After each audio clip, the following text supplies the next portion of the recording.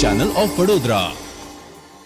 ડભોઈ શહેરના રેલવે નવાપુરા વિસ્તારમાં છેલ્લા 4 દિવસથી પાણીના ધાંધિયાને પગલે લોકો હેરાન પરેશાન થઈ રહ્યા છે।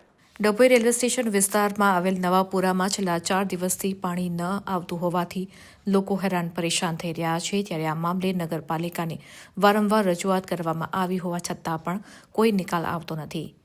રેલવે નવાપુરાના રહીશોએ ટેન્કર દ્વારા પાણી આપવા માટે રજૂઆત કરી છે, પરંતુ મહોડી ભાગોળ પાસે ઊભું રાખતા નવાપુરાના લોકોને પાણી ભરવા આવવું પડતું હોય છે, પણ ટેન્કર ચાલક રેલવે નવાપુરા તરફ આવતો નથી અને છેલ્લા 1 વર્ષથી તો એક જ ટાઈમ પાણી આવતું હતું। હાલ છેલ્લા 4 દિવસથી તે પણ પાણી આવતું બંધ થઈ ગયું છે, જેને લઈને લોકો વધારે પરેશાન થઈ રહ્યા છે। પાણી વગર લોકો વલખા મારી રહ્યા છે। ત્યારે આ વિસ્તારમાં આંગણવાડી પણ આવેલી છે। આંગણવાડીમાં પણ પાણી આવતું નથી। નવાપુરા વિસ્તારમાં વહેલી તકે પાણીની વ્યવસ્થા કરવા માટે લોકોની માંગ ઉઠી છે।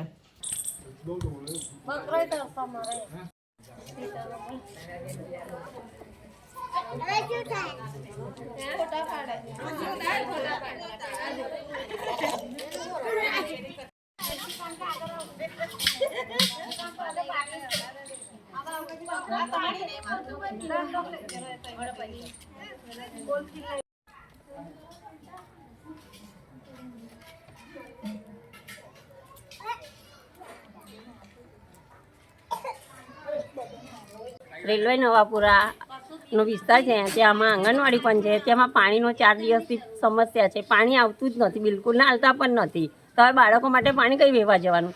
આજુબાજુવાળા બધા જ પાણીથી પ્રોબ્લેમ છે। એક બેનના ઘરે ડિલિવરી છે, એમના ઘરમાં તો ટીપું જ પાણી નહીં। એક માજી છે, એમનાની ઉંમરવાળી બચારા ખુરશીમાંથી કોઈ 2 ડોલો બી અમને આલે છે, તે કામ કરી શકે ને તેમના પાસેથી પાણી ભરવા જવાનો ટાઈમ જ નથી। તો શું કરીએ હવે? નગરપાલિકાને રિક્વેસ્ટ કરું કે ભાઈ પાણી આપો। તો અમારે એક સવારે 8 વાગે જોઈએ છે ને સાંજે 4 વાગે 2 ટાઈમ પાણીની જરૂરિયાત છે અમને। હવે અત્યારે મારા જ ઘરમાં 3 દિવસના કપડાં પર બધું જ પાણી નથી, તો ક્યાંથી લાવવાનું? ને આંગણવાડીના છોકરાને હાથ ધોવડાવવા, એમને સંડાસ બાથરૂમમાં પાણી જોઈએ, એ પાણી નથી અમારે। આજે 4 દિવસથી ઉપર થઈ ગયું, કઈ થાકી ગયા, પણ કોઈ આપવા માટે તૈયાર નહીં।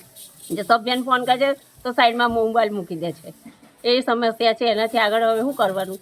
અમારે પાણી જ નથી બિલકુલ જ 4 દિવસથી। બધી બહેનો કકરાટ કરે છે, ભાઈ પાણી લાવો પાણી ના। ટેન્કરની પણ સવલત નથી, ના એ મોકલતા હોય ટાંકી તોય અમે વાંધો નહીં ભરી લઈએ બધા, પણ ટેન્કરનું તો કોઈ વાત જ નહીં નવાપુરામાં। 2-3 વાર રજૂઆત કે ભાઈ ટેન્કર મૂકો, ટેન્કર મૂકવા રાજી જ નહીં ને। કોણ મૂકી દે છે એ લોકો એક સાઈડમાં? અમારો